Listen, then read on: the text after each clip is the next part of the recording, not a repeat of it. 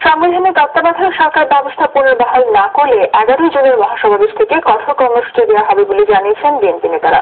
সকালে দলের প্রতিষ্ঠাতা রাষ্ট্রপতি জিয়াউর রহমানের মাঝে শ্রদ্ধা জানানোর পর এসব কথা বলেন তারা। গণতন্ত্র রক্ষায় যত বড় বাধা আসুক বিএনপি তার মোকাবিলা করবে বলেও জানান তারা। নুরুল আলমকে সাথে নিয়ে তাহিদুর রহমানের রিপোর্ট। বিএনপির প্রতিষ্ঠাতা রাষ্ট্রপতি জিয়াউর রহমানের মৃত্যুবার্ষিকীতে শ্রদ্ধা জানাতে সকাল থেকেই জনতার ঢল নামে তার মাজারে। দুপুরে মাজার প্রাঙ্গণে হাজির হন বেগম খালেদা জিয়া। এ সময় বিএনপি নেতারা দাবি করেন জিয়াউর রহমান গণতন্ত্র ফিরিয়ে এনেছেন। গণতন্ত্র রক্ষা করাই এখন বিএনপির বড় দায়িত্ব। আজকে সেই গণতন্ত্রকে রক্ষা করাই হয়েছে আমাদের সবচেয়ে বড়। আমরা দেখতে পাচ্ছি আমরা গণতন্ত্র হারাতে বসেছি এবং আজকে যদি একজন শাসনের অধীনে নির্বাচন হয় তাহলে একদলীয় শাসনই দেশে প্রতিষ্ঠিত হয়। সুতরাং আজকে সবচেয়ে বড় চ্যালেঞ্জ হল যে সকল মানুষের ভোটের অধিকার ওরা প্রতিষ্ঠা করা। দেশের মানুষের জন্য প্রয়োজনে আরেকটি মুক্তিযুদ্ধ করবেন বলেও মন্তব্য করেন বিএনপি নেতারা। তত্ত্বাবধায়ক ব্যবস্থা না থাকলে দেশে যে ভয়াবহ অবস্থা তৈরি হবে তার দায় আওয়ামী লীগকে নিতে হবে বলে জানান বিএনপি নেতারা। আজকে যে আন্দোলন শুরু হয়েছে এই স্বাধীনতা সার্বভৌমত্ব রক্ষার জন্য, মানুষকে বাঁচানোর জন্য, দেশকে বাঁচানোর জন্য এই সংগ্রামের নেতৃত্ব দিচ্ছেন বেগম খালেদা জিয়া এবং প্রয়োজন হলে এই সংগ্রামের মাধ্যমে এবং পরবর্তীতে প্রয়োজন হলে আরেকটি মুক্তিযুদ্ধের মাধ্যমে দেশের মানুষকে মুক্ত করা হবে। পরে জিয়াউর রহমানের আত্মার মাগফিরাত কামনায় দোয়া করা হয়। ট্যাবের আয়োজনে স্বাস্থ্যসেবা ও রক্তদান কর্মসূচির উদ্বোধন করেন বেগম জিয়া। এরপর রাজধানীর বিভিন্ন জায়গায় গরিবদের মধ্যে খাবার বিতরণ করেন বিরোধী দলীয় নেত্রী। তৌহিদুর রহমান, দিগন্ত টেলিভিশন, ঢাকা। বিএনপির প্রতিষ্ঠাতা শহীদ রাষ্ট্রপতি জিয়াউর রহমানের 31তম শাহাদত বার্ষিকী আজ। 1981 সালে এই দিনে চট্টগ্রাম সার্কিট হাউসে সেনাবাহিনীর কিছু বিপদগামী সদস্যদের হাতে নিহত হন তিনি। জিয়াউর রহমানের হত্যার পর তড়িঘড়ি করে অনেকটা গোপনেই রাঙ্গুনিয়ায় মাটি চাপা দেওয়া হয়। কি ঘটেছিল সেদিন? 31 বছর পর এই প্রথম গণমাধ্যমের সাথে কথা বলেন ঘটনার অন্যতম প্রত্যক্ষদর্শী সেদিনের নায়েক মোহাম্মদ সারোয়ার হোসেন।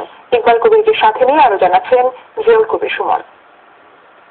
3:30 কি 4:45 সময় তারা এই সার্কিট হাউস পুরো ঘিরে ফেলে এবং জিয়া রহমানকে হত্যা করার উদ্দেশ্যে তারা সার্কিট হাউসের ভিতরে প্রবেশ করে। আমি এবং আমার বেসম্যান দুলাল, যার বাড়ি টাঙ্গাইল, আমরা দুজনে মেইন গেটে কর্মরত অবস্থায় ছিলাম। প্রতিহত করতে গিয়ে আমার বেসম্যান তখন স্পটে মারা যান। জিয়াউর রহমান তখন রুম থেকে বেরিয়ে আসে। আইসা এই নির্মম ঘটনা দেখে তখন মাহবুজকে বলে, মাহবুজ কি হচ্ছে? তখন বলছে, স্যার এটা কিছু না, আমরা এটা প্ল্যান ফায়ার করছি। তাহলে পুলিশ মরছে কেন? তখন বলছে, স্যার এটা অ্যাক্সিডেন্ট হয়ে গেছে। বলছে, না আমার কাছে তো রং মনে হচ্ছে মাহবুজ, তোমার আর্মসটা দাও। তখন বলছে, না স্যার আর্মস দেওয়া যাবে না। এই কথা বলে মাহবুজ আর জামিল এলোপাথারি জিয়া রহমানকে পাশ করে গুলি করে। তখন জিয়া রহমান মাটিতে লুইটা পড়া যায়, সিঁড়িটা আমার উপরে এসে পড়ে। তখন আমি যখন দাঁড়াই তখন মাহবুজ আমাকে 2টা লাফতে মেরা ফালাই দেয়। তখন আমি মৃত্যু ভান্ডেরা পড়ে থাকি। এভাবে জিয়াউর রহমানকে হত্যার বর্ণনা দিচ্ছিলেন সেদিনের প্রত্যক্ষদর্শী চট্টগ্রাম সার্কিট হাউসের দায়িত্ব পালনরত পুলিশ সদস্য নায়েক মোহাম্মদ সারোয়ার হোসেন। বলছিলেন 31 বছর ধরে এমন ঘটনা বুকে চেপে রেখে কষ্ট পাচ্ছিলেন তিনি। বললেন, মেজর জেনারেল মঞ্জুর ছিলেন নিরপরাধ। আমার সামনে 3বার মঞ্জুর জিয়াকে সার্কিট হাউসে বার করে দিচ্ছে, তুমি ঢাকা চলে যাও, দেখো তোমার সেনাবাহিনী তোমার সাথে বেমানি করতেছে। জিয়ান বলছে, না দেশ আমার কাছে বড়, আমি এক জিয়া মরে গেলে কি হবে, কিন্তু দেশ তো আমার বাঁচাইতে হবে। শুধু দেশপ্রেমের কারণে সেদিন হত্যা করা হয় জিয়াউর রহমানকে।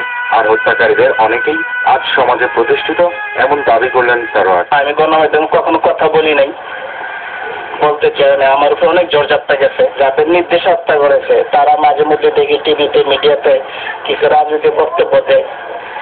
তখন ওই বক্তব্য শুনে আমি আর নিজেকে ধরে রাখতে পারি না। 1936 সালের 19 জানুয়ারি বগুড়ার গাবতলীর এক সম্ভ্রান্ত পরিবারে জন্ম নেন ক্ষণজন্মা এই মানুষটি।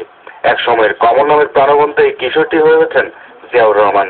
1965 সালে তরুণ সেনা কর্মকর্তা হিসেবে অংশ নেন ভারত পাকিস্তান যুদ্ধে।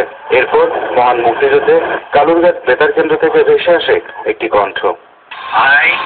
জিয়াউর রহমান